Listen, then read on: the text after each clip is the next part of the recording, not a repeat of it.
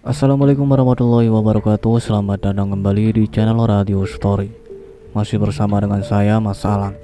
Untuk kisah kali ini masih melanjutkan dari kisah yang sebelumnya, yaitu kisah yang berjudul Perundungan Meregang Nyawa. Cerita ini ditulis oleh akun Facebook bernama Kamera Sakila dan Inas Malik. Bagi teman-teman yang ingin membaca langsung ceritanya, nanti silakan saja kunjungi linknya yang akan saya sertakan di kolom deskripsi. Tanpa basa-basi lagi, mari kita dengarkan.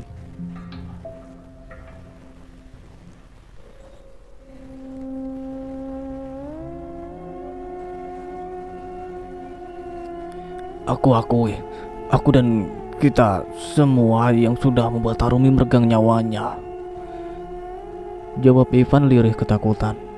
Kedua mata Alan mempola, jantungnya bergedup tak karuan seolah ia tak ingin disalahkan. Tidak, Harumi mati bukan karena kita. Dia mati karena ulahnya sendiri yang jatuh dari balkon lantai 2 villa, pekik Alan. Jadi Harumi meninggal di sana? Tanya Ibu Iyam, tak percaya dengan pernyataan putranya dan temannya. Iya Bu, Ivan yang mengajak kami untuk meruntung Harumi, saut Alan lirih. Tidak, bukan aku, bantah Ivan. Apa? Jelas kau. Kami hanya ingin bermain-main dengannya dan sedikit memberikannya pelajaran. Tapi kamu meminta kami menyeretnya dan kemudian... Suara Alan tertahan. Berhenti Alan. Jangan kau lanjutkan, titah Ivan. Tidak. Lanjutkan semua pernyataan itu, ujar Abah Joko dengan memegangi dadanya yang nampak sesak, tapi ia ingin mengetahui kejadian yang sebenarnya. Katakan Alan, sentak Ibu Iyam. Kami menyiksanya, memperkosanya, teriak Alan sambil memejamkan wajahnya. Jantungnya bergedup kencang, kakinya gemetar sampai ia tersungkur lemas untuk menyatakan hal yang sebenarnya. Ia pun menangis dan menyesal, tapi ia tak ingin terus dihantui. Tawa Harumi menggema membuat Ivan dan Alan mendelik ke arah langit-langit. Tamparan kuat mendarat di pipi Alan. Ibu Iyam begitu geram mendengar pernyataan tingkah keji putranya. Anak brengsek kamu, Lan. Apakah pernah kamu ibu ajarkan berbuat seperti itu? Pekik Ibu Iyam, dan Alan menangis bersujud pada sang ibu meminta ampun. Ibu Ninda masih menangis tergugu mengepal kedua tangannya sambil duduk di sebelah Ivan.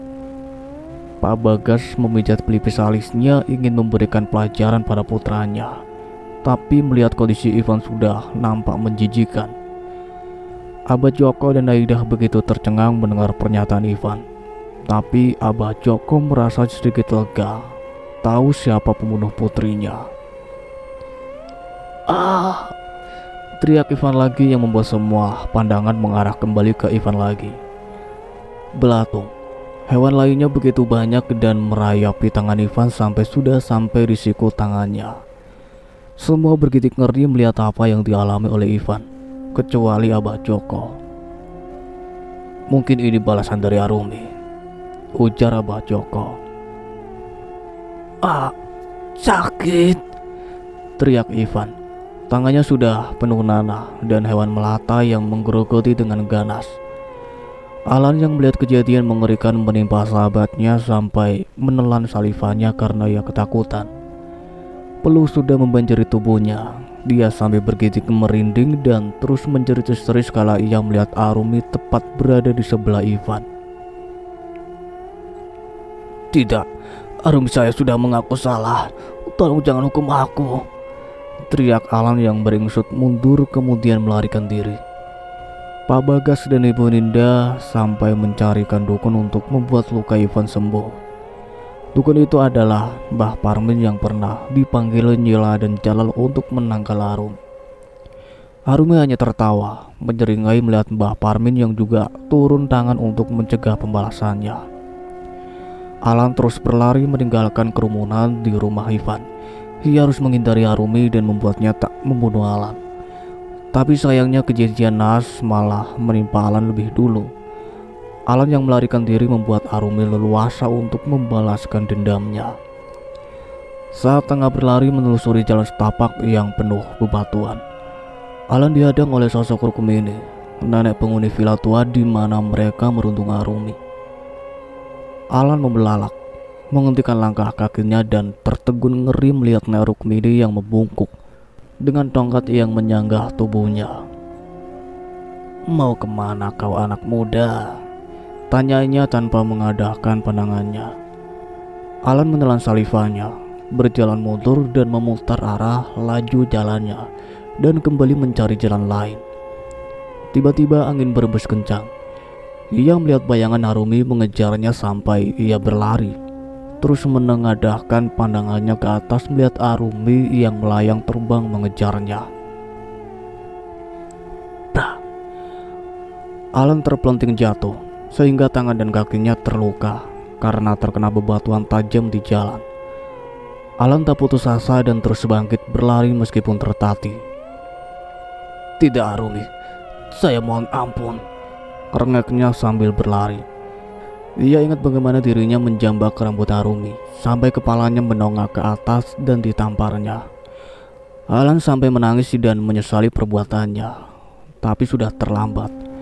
Arumi tidak bisa kembali hidup dan di sisa hidupnya Alan hanyalah penyesalan yang harus nyawa dibalas oleh nyawa. Nafasnya mulai tersengat. Ia menghentikan larinya dan bersandar di sebuah pohon besar, mencari bayangan Arumi yang menurutnya sudah tak lagi mengejar. Ia mengusap peluh yang basah kemudian menangis sampai di mana ia bisa melarikan diri. Jaka dan Alif sudah kehilangan nyawanya. Begitu dengan Nila dan Jalal yang tak ikut membunuh Arumi saja mati begitu nampak mengenaskan. "Mau lari kemana kawalan?" Suara Parawi itu terdengar lagi membuat jantung Alan seakan terhenti. Ia menoleh ke atas melihat Arumi sedang bergelantungan di atas pohon dan kemudian terbang menindas tubuhnya. "Pergi kau dari atas tubuhku!" pekik Alan dengan ngeri karena melihat Arumi yang begitu sangat mengerikan. Hewan melata terus berjatuhan dari wajah dan tubuhnya. "Bukankah posisi begini yang kau suka saat bermain denganku, Alan?" Tawa Arumi menyeringai yang membuat Alan menjerit ketakutan. "Tidak, ampuni saya Arumi, lepaskan saya, biarkan saya tetap hidup," rengek Alan. "Setelah kau membuat aku seperti ini, kau mau hidup, tidak ada ampun bagimu." Rutuk Arumi yang kemudian menjambak rambut Alan begitu kuat. "Plak! Ah!" teriak Alan. Kedua pipinya ditampar dan kemudian dicakar oleh kuku tajam Arumi. Alan mengingat semua kelakuan yang ia buat pada Arumi. Arumi mencekik leher Alan sampai kedua matanya membola dan menjulurkan lidahnya. Alan kesulitan bicara. Ia mencoba melepaskan diri tapi ia rasa tubuh Arumi yang berada di atasnya sangatlah berat sampai dadanya terasa sesak. "Diam dulu Alan, aku mau kita bersenang-senang," ujar Arumi dengan senyuman sinis. Mata yang membola sempurna mengeluarkan darah hitam yang baunya sangat busuk. "Tidak Arumi!" teriak Alan. Alan langsung dihempaskan terbanting mengenai batang pohon yang besar. "Ah!" Alan memekik dan segera melarikan diri meskipun tubuhnya sudah tak kuat menahan rasa sakit. Ia tak mau mati dan segera pergi meninggalkan Arumi yang masih tertawa. Alan berlari sambil menoleh ke belakang karena takut kalau Arumi mengejarnya tanpa ia sadari. Di hadapannya ada petaka yang menjemputnya. "Ah!" Darah dari perut Alan sampai keluar dan Alan pun memuntahkan darah dari mulutnya. Kala benda tajam Nek Rukmini begitu tepat menusuk perut Alan. Alan mendelik ke depan dan melihat Nek Rukmini sedang menatapnya tersenyum lebar dengan muka yang amat menyeramkan. "Kamu menjemput ajalmu sendiri," ujar Narukmini, dan Alan langsung terhuyung jatuh, terkapar dan meninggal dunia. Ibu Iyam yang mencari kemana putranya melarikan diri begitu nampak cemas. Bagaimana jika Alan akan mengalami hal yang sama dengan Ivan? "Alan, di mana kamu, Nak?" teriak Ibu Iyam mencari putranya. Ia membulatkan mata, melihat dua sosok yang begitu mengerikan di dalam hutan di bawah pohon rindang. Alan pun ada di sana dalam keadaan mengenaskan. Ia lebih terpekik melihat putranya yang sudah mengerikan keadaannya. "Ya Allah, Alan, putraku!" teriaknya. Sosok Nek Rukmini dan Arumi tersenyum melihat wanita yang ringkih itu berjalan gontai menghampiri pria yang sudah tak berdaya. Senyum mengembang di wajah pucat Arumi. Gigi hitamnya nampak mengerikan, namun Iyam tidak memperdulikan itu. Ia hanya fokus menatap pada bagian tubuh Alan. "Alan, Nak!" serunya gemetar. Disentuhnya tubuh Alan dingin. Darah dan luka di bagian tubuhnya membuat hati Iyam terasa perih dan pilu. "Ya Allah, ampuni dosa anakku." Hati Iyam menjerit menatap nanar tubuh putranya. Tak lama terdengar suara tapak kaki menghampiri. Beberapa warga yang ikut mengejar pun terkejut melihat Alan sudah dalam keadaan tak berdaya. "Astagfirullah, sepertinya Alan sudah mati," seru Pak Sapri. "Innalillahi, yang sabar ya Bu Iyam." "Iya Bu, mari kita bantu." Bu Iyam hanya diam. Tak ada satupun kata yang keluar dari mulutnya. Ia nampak shock, sehingga membuatnya sedikit tak sadar dan menangis dalam keadaan tatapannya yang kosong. Warga sudah kumpul kembali di rumah Iyam. Bahkan Ivan dan keluarganya sudah berada di sana. Abah Joko pun terlihat shock melihat kembalinya Alan dalam keadaan yang sudah tak bernyawa. "Bah," bisik Aida melihat Alan dibawa beberapa warga. "Dah, benarkah Arumi yang melakukan ini?" "Saya tidak tahu, Bah, tapi sepertinya begitu adanya. Maafkan saya yang pernah menyakitinya, Abah." Joko terdiam. Ia masih sangat terpukul melihat kejadian demi kejadian. Awalnya ia tak percaya dengan apa yang terjadi. Namun kini kematian Alan adalah suatu kenyataan yang tak bisa ia pungkiri. "Tolong bantu Bu Iyam." "Ya Bu," titah Pak Ojak pada istrinya. Aida hanya menatap nanar, lalu ia menatap Abah dan meminta izin untuk mengikuti Iyam ke dalam rumah. Sedangkan Abah ia hanya diam menatap Alan yang hendak dimandikan oleh para warga. Matanya kembali terkejut melihat bagian luka yang ada di tubuh Alan. Semua hampir sama. Luka di tubuh para korban semua tak ada yang berbeda. Hanya saja kematian Alif yang sedikit mengerikan karena seluruh tubuhnya hancur terlindas mobil. Jaka dan Alan selalu ada luka sayatan dan robekan di sana. Hampir sama selalu ada bagian yang akan hancur seperti Alan saat ini. Jatuh dari ketinggian membuat tubuhnya tak dapat bertahan. Beberapa patahan tulang membuat tubuhnya seakan terpisah. "Bu, saya turut berduka atas kematian Alan," lirih Aida pada Iyam. Iyam sedikit menggerakkan kepalanya, menatap Aida dengan tatapan kosong. "Saya tidak punya siapa-siapa lagi, dah. Suami dan satu-satunya putra saya pun kini sudah pergi," sautnya lesu, pandangannya sendu. "Maafkan, anak saya yang bersalah. Dia sudah melakukan kejahatan yang sangat kejam. Saya kecewa. Tapi kepergian dia..." "Sabar ya Bu, saya juga tidak tahu kalau kejadian akan seperti ini," tunduk Aida. Ia seolah merasa bersalah. Andai ia berbaik hati pada Arumi dulu dan tidak selalu merundungnya, mungkin saat ini semua tidak akan terjadi seperti ini.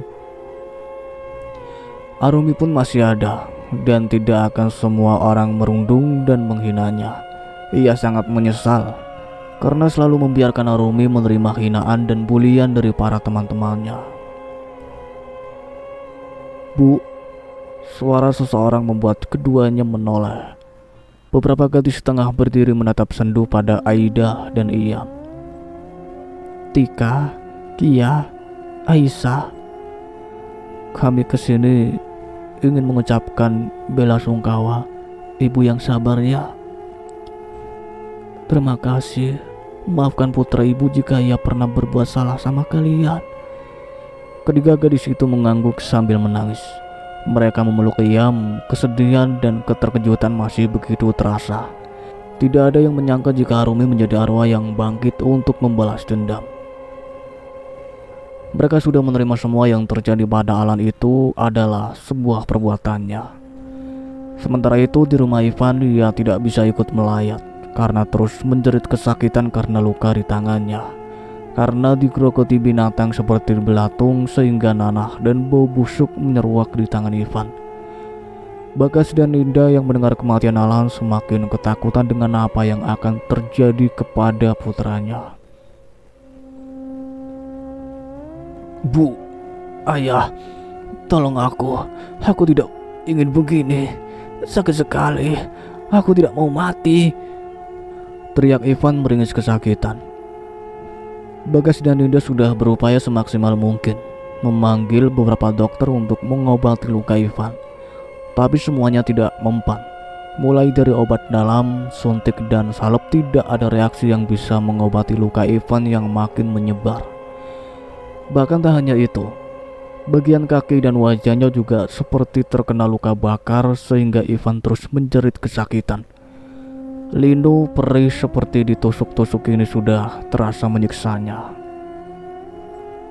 "Potong aja tanganku ini, Bu," teriak Ivan tak kuasa menahan rasa sakit.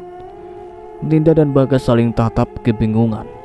Jalan satu-satunya agar luka itu hilang memang harus diamputasi.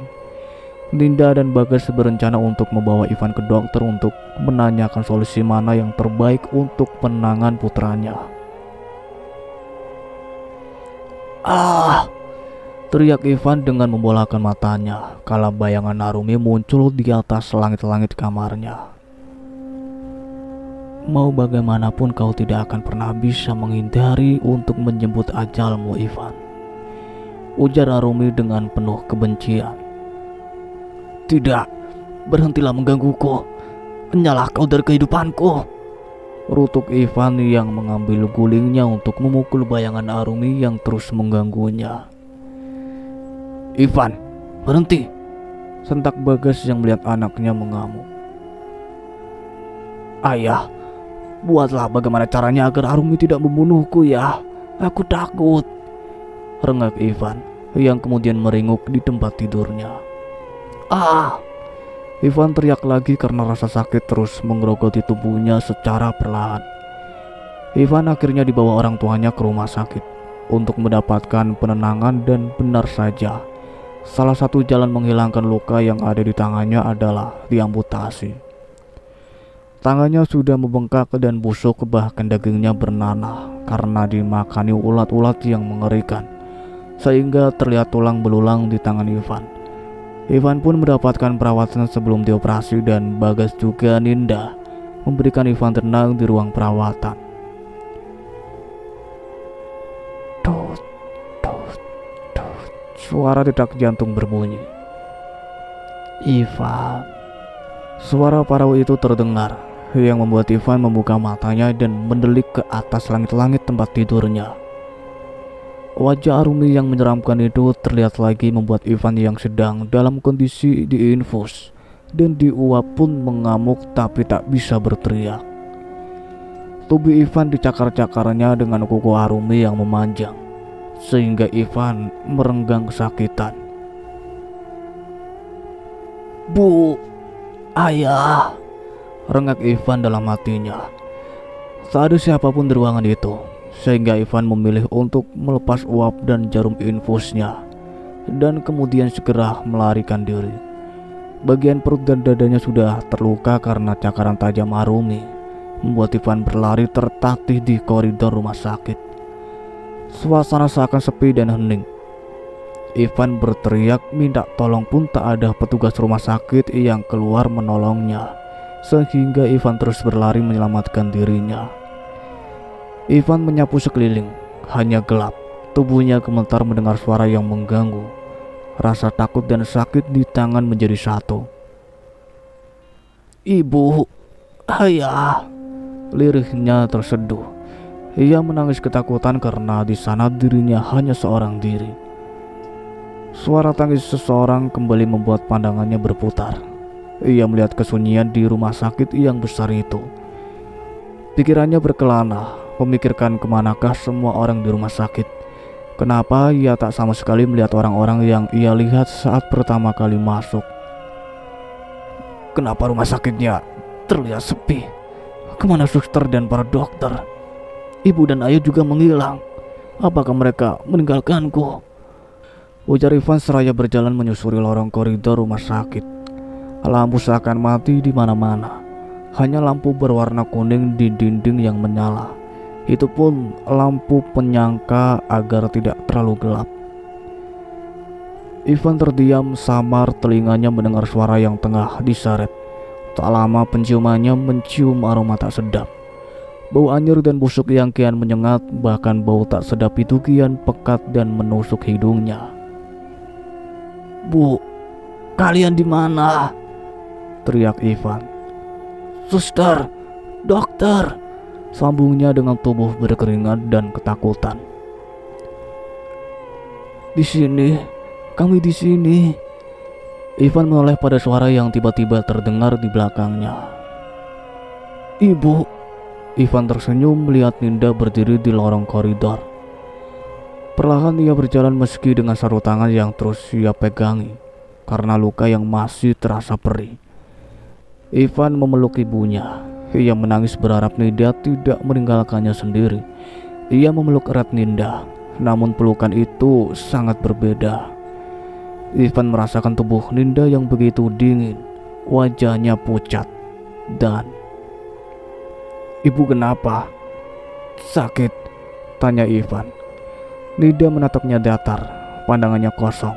Lalu ia tersenyum pada Ivan dan menunjukkan giginya yang menghitam. Ibu." "Ivan, kau harus bertanggung jawab. Kau sudah membuatku jatuh dari villa. Kau harus bertanggung jawab karena sudah membuatku mati," pekikinya dengan suara berat dan serak.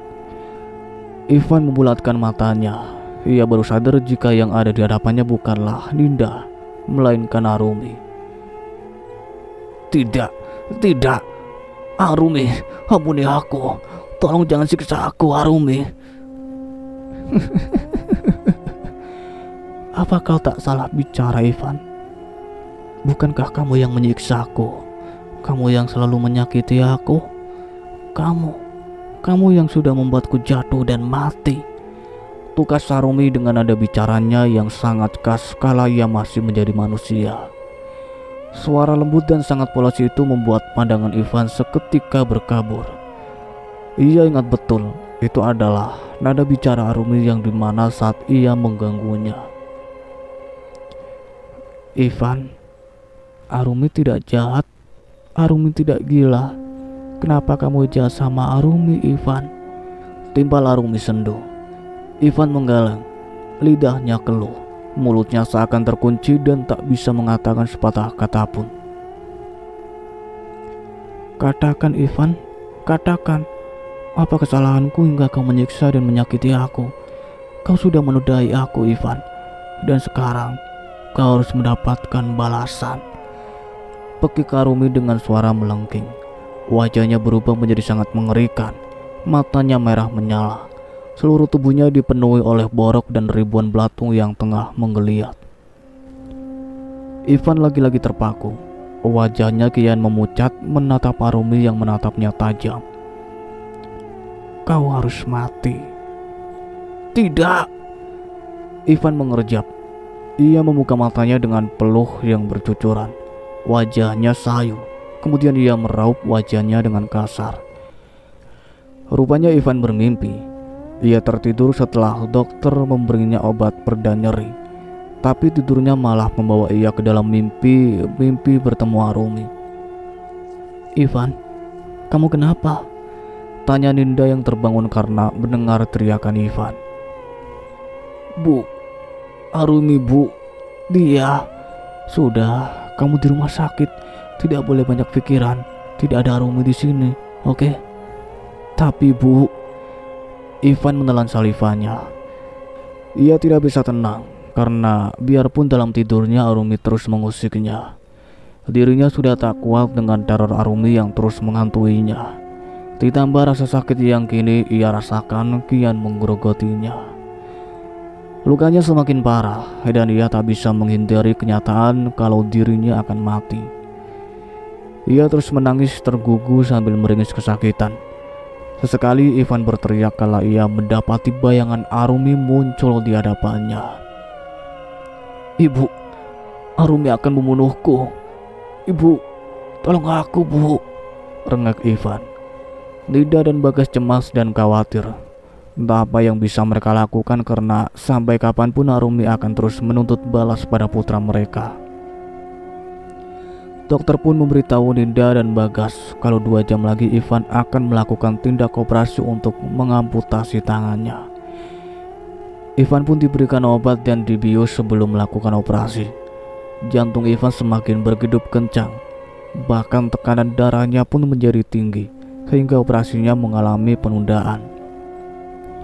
"Ivan, kamu harus tenang kalau mau operasi. Kalau tekanan darahmu selalu tinggi, dokter tidak akan bisa memberi tindakan," ujar Ninda pada putranya. Mata Ivan selalu saja membola, mendelik ke sana kemari karena ketakutan. Sampai pada akhirnya kondisi mental Ivan pun diperiksa dan dokter tidak berani untuk mengambil tindakan. Ivan disuruh pulang lebih dulu dan bila mana ia sudah merasa pulih dan kondisi mentalnya membaik. Ivan baru akan ditindaki karena dokter tidak ingin mengambil resiko. Karena pada saat pemeriksaan saja, Ivan selalu menjerit berteriak histeris dan bahkan sampai mengamuk ketakutan, membuat dokter dan para perawat lainnya kewalahan. Ivan akhirnya dibawa kembali ke rumah yang mendapat beberapa obat pereda nyeri dan bahkan ada obat cairan suntik untuk meredakan nyeri di tangannya. Luka bakar di kaki dan wajahnya pun semakin melebar sehingga Ivan tiada henti menangis dan meringis kesakitan. Sampai tiba di rumah, Ivan meminta orang tuanya untuk tidak meninggalkannya. Tapi mereka tidak tahan dengan bau busuk seperti bangkai karena luka Ivan semakin parah. Bila dibungkus, luka itu akan semakin membusuk karena banyak belatung yang keluar dari lukanya. Tapi bila dibiarkan terbuka, aroma bau busuknya membuat semua yang ada di sana merasa mual dan ingin muntah. Belum meninggal saja, kondisi Ivan sangat mengerikan. Sehingga yang menjenguknya bilang kalau Ivan sedang menerima azab dari perbuatannya.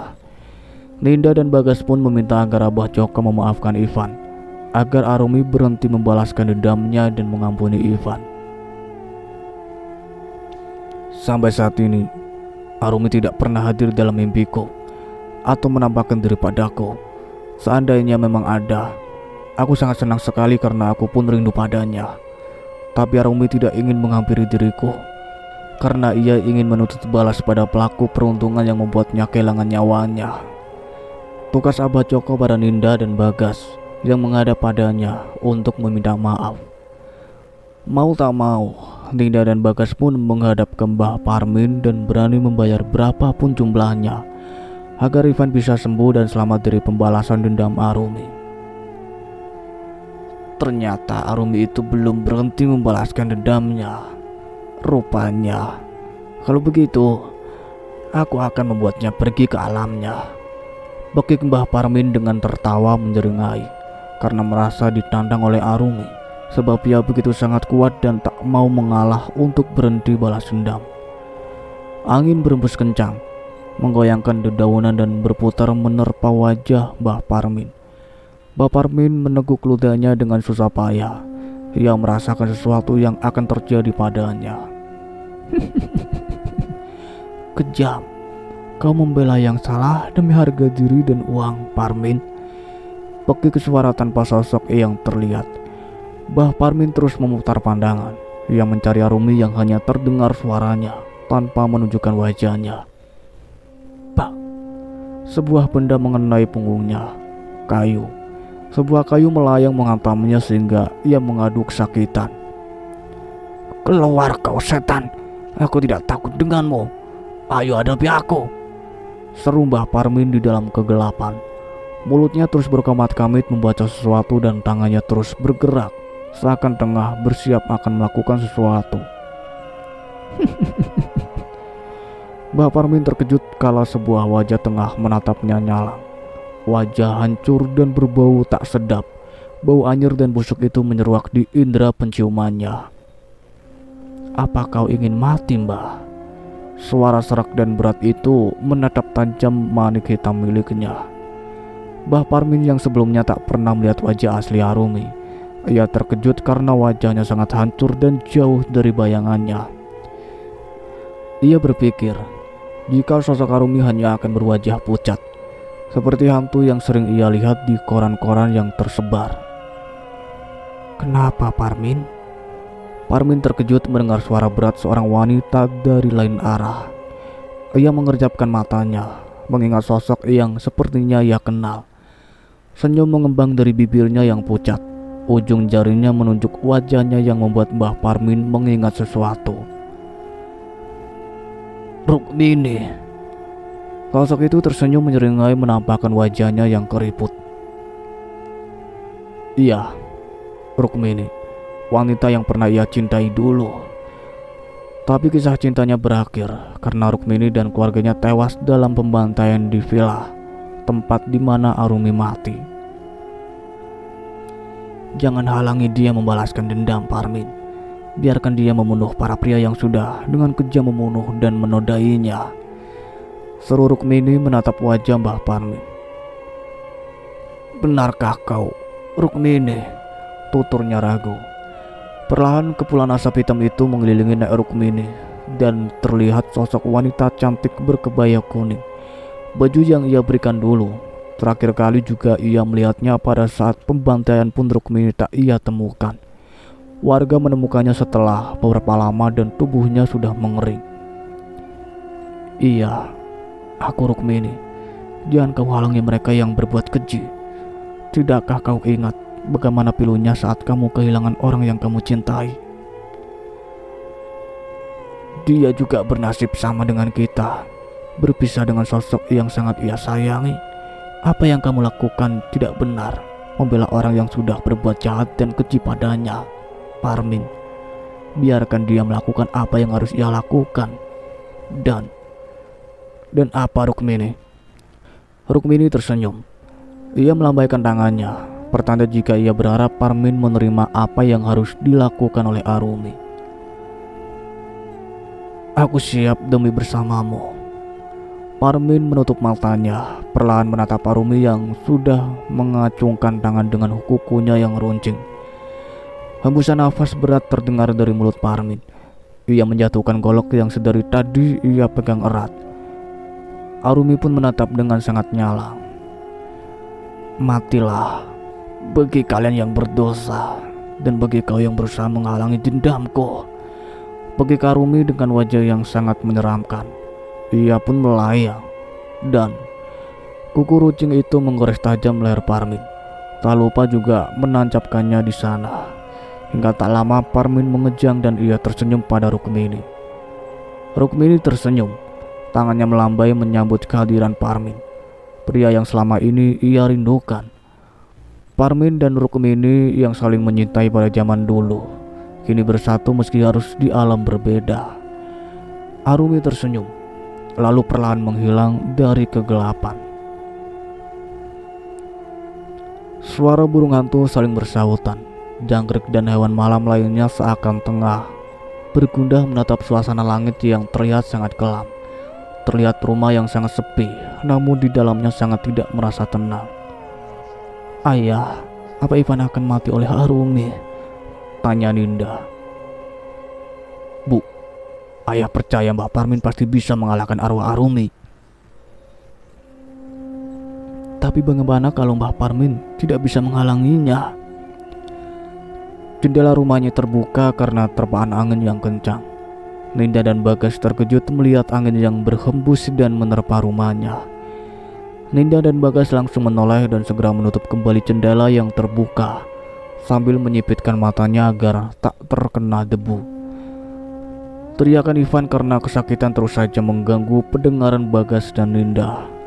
Mereka sangat khawatir dengan keadaan putar sematawayang mereka, tapi mereka hanya bisa menunggu Mbah Parmin melakukan sesuatu. Pintu dan jendela kembali terbuka karena terpaan angin yang begitu kencang. Angin yang berembus seakan membawa bayangan putih masuk ke dalam rumah mereka. "Apa itu, Bu?" tanya Bagas yang melihat bayangan putih berlalu menuju kamar Ivan. Bagas dan Ninda segera berlari menuju kamar Ivan. Mereka terkejut kala Ivan sedang dicekik oleh Arumi. Arumi tepat berada di atas Ivan. Bagas dan Ninda nampak ketakutan. Bahkan Ninda langsung pingsan di tempat. "Jangan ganggu anakku. Pergi kamu dari sini." Pagi ke Bagas mengusir Arumi. "Siapapun yang menghalangi jalanku, dia akan mati bersama orang ini," kata Arumi parau sambil mencekik Ivan. Bagas menelan salivannya. Ia tak bisa berkutat karena ia pun takut mati.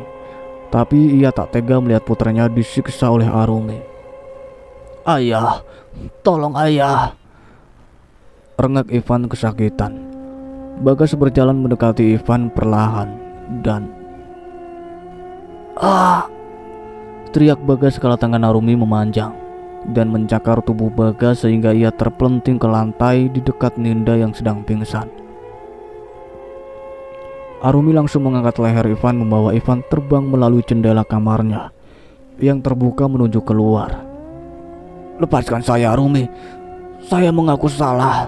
Tolong maafkan saya," rengek Ivan saat Arumi sedang menyeretnya.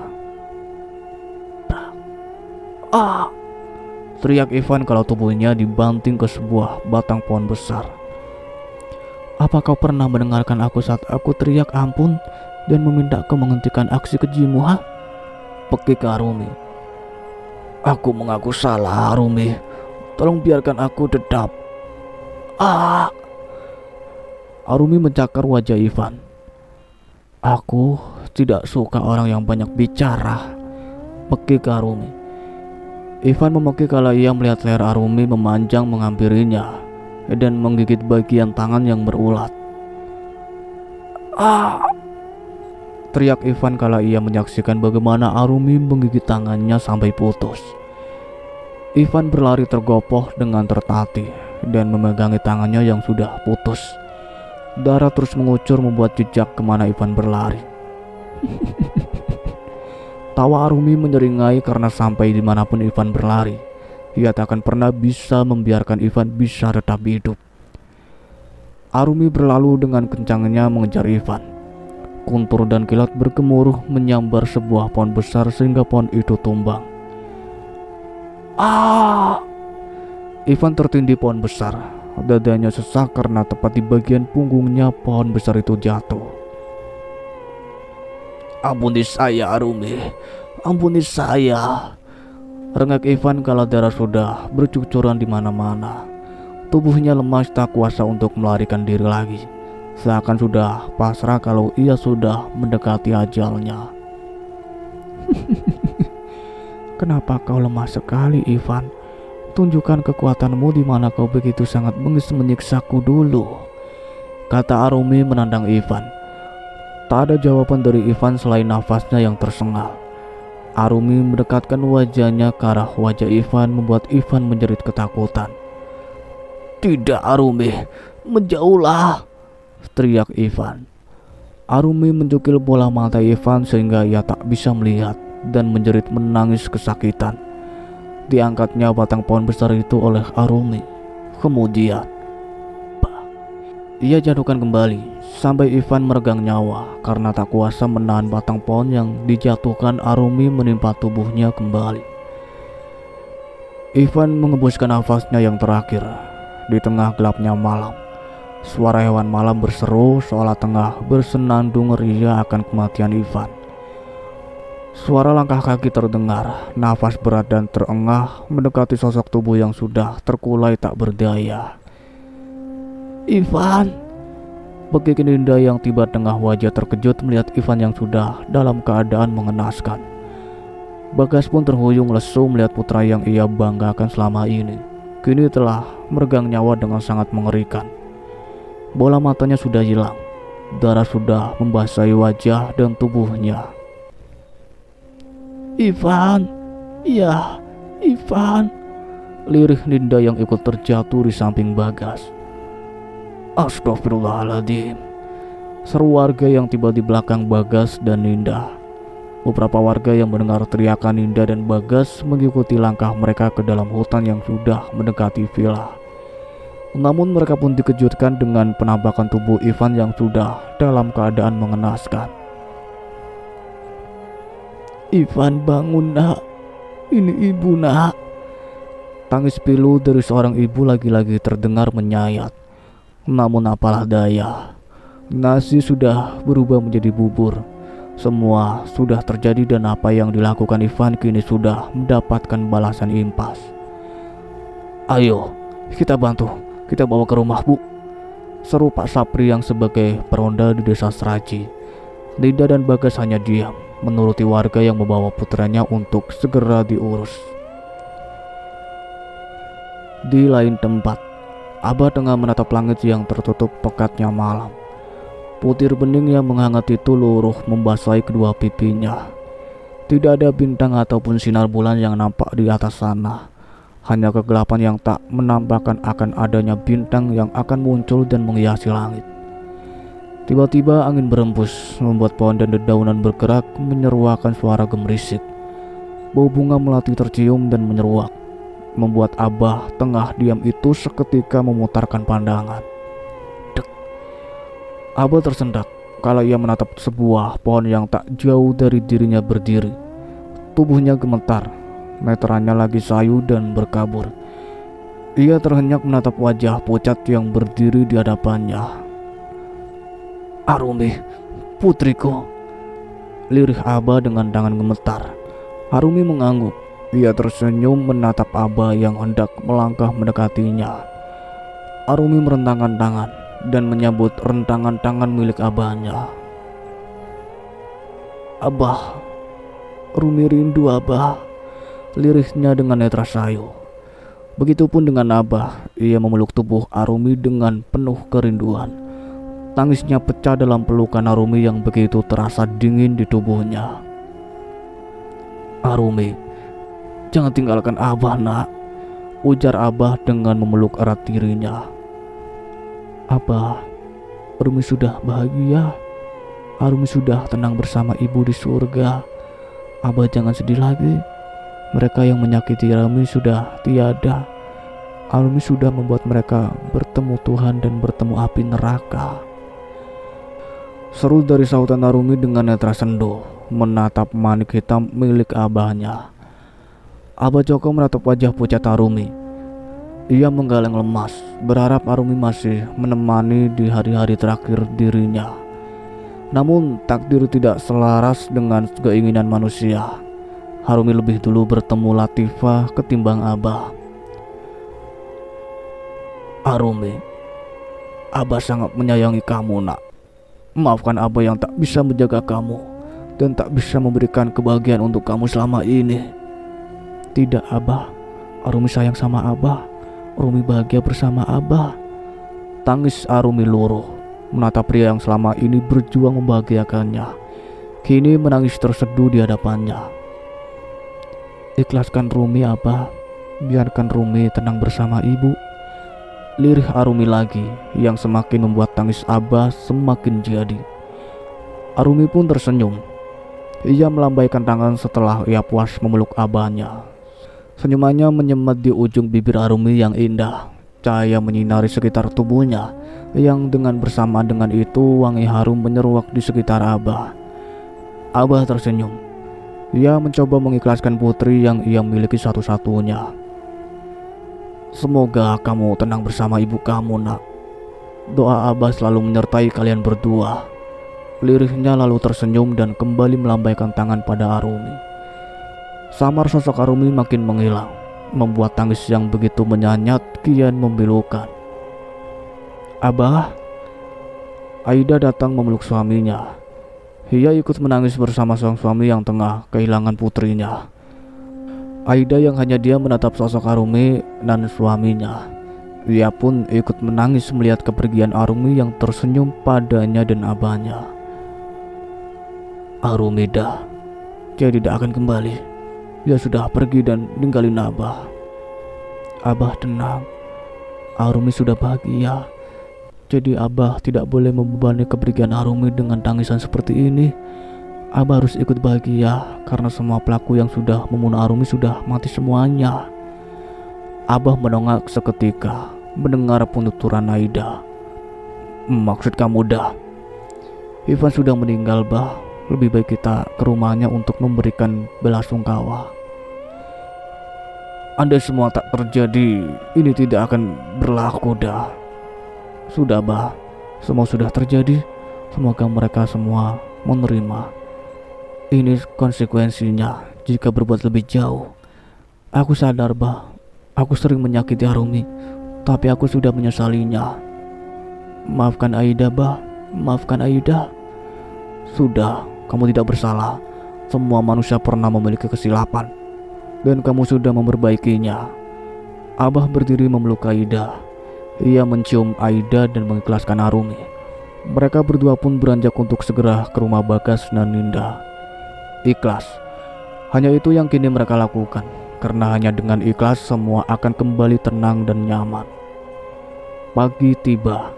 Semua orang sudah selesai menguburkan Ivan dengan derai air mata yang mengiringi kepergiannya. Abah, maafkan kami, seru semua orang. Maaf karena selalu memandang rendah Arumi selama ini. Maafkan kami yang selalu mengucilkan dan merundungnya. Sudahlah, kalian tidak perlu meminta maaf. Lebih baik kita perbaiki kesalahan yang sudah terlewat. Saya sudah memaafkan kalian semua. Abah tersenyum menampakkan wajah senjanya. Terima kasih, Abah. Seru semua orang. Nida dan Bagas pun menghampiri Abah. Netra sayu dan sembab itu membuat Abah sedikit iba dan prihatin. Namun ia pun tak bisa membantu dan menghalangi Arumi untuk tidak membunuh Ivan. Bah, kami minta maaf. Maaf atas perbuatan putra kami terhadap Arumi. Kami harap Abah tidak dendam dan benci pada kami. Lirih Ninda dengan sendu. Bu Juragan, saya tidak marah dan benci kalian. Apa yang terjadi sudah kehendak Tuhan. Jadi biarlah yang berlalu itu berlalu. Kita tata masa depan dan memperbaikinya. Joko, terima kasih karena kamu masih mau memaafkan kami.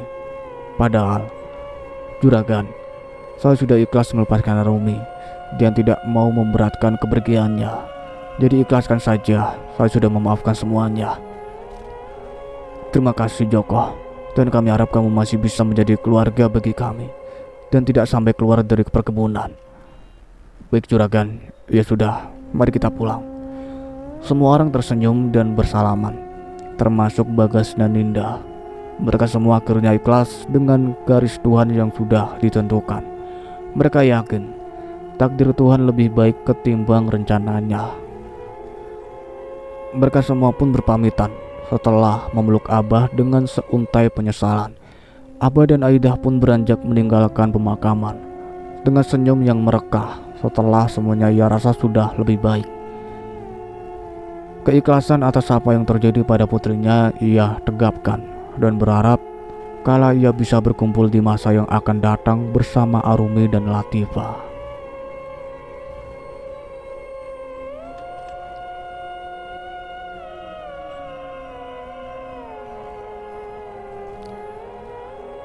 Oke, itulah akhir dari cerita yang berjudul Perundungan Meregang Nyawa yang ditulis oleh Kak Mira Sakila dan Ina Asmalik. Terima kasih banyak untuk kalian semua yang sudah setia mengikuti cerita ini sampai selesai. Nantikan cerita-cerita terbaru lainnya dari kami. Sebelum Mas Alan pamit, jangan lupa untuk like, comment, subscribe channel ini, dan satu lagi bunyikan loncengnya. See you in the next video. Wassalamualaikum warahmatullahi wabarakatuh.